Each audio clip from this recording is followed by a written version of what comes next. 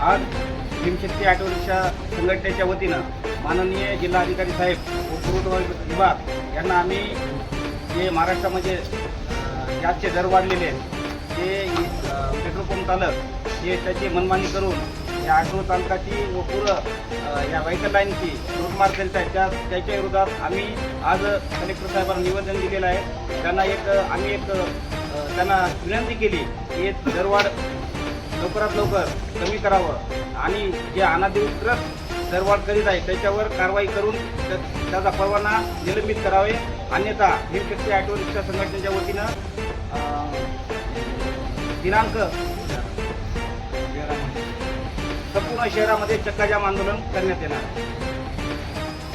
परभणी शहरामध्ये जे साठेबाज करून LPG गॅसचा दर मनानेच वाढवत आहेत आणि एक प्रकारचे ऑटो रिक्षा चालकाच्या त्याच्यावर हे दररोज काम जे करत आहेत त्यांच्याविषयी आम्ही माननीय पुरवठा अधिकारी साहेब आणि जिल्हाधिकारी साहेबांना लेखी निवेदन दिले आहे किंवा त्यांच्यावर योग्य ती कडक कारवाई करण्याची त्याच्या गॅस पंपाचा परवाना रद्द करण्यात यावा. त्यांची आम्ही 8-15 दिवस वाट बघू. जर तसं नाही झालं तर आम्ही रस्त्यावर उतरून रस्ता रोको आंदोलन करू किंवा चक्काजाम आंदोलन करू.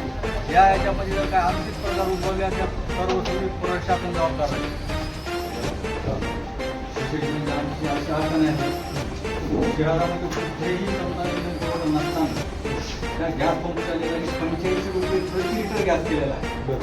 त्याच्यामुळे 20 रुपयाच्या वर आम्हाला काही पैसे देत नाही आणि 85 रुपये 90 रुपये आम्हाला काही गॅस परवडत नाही. त्याच्यामुळे आमचे फायनान्स असं दत्त होण्याची वेळ आली आणि पुन्हा आमची उपासमारी सुद्धा व्हायची. तुमच्या वेळी कुणी दोघांनी कॉल केले होते तुम्ही कॉल केला आपल्या वेळी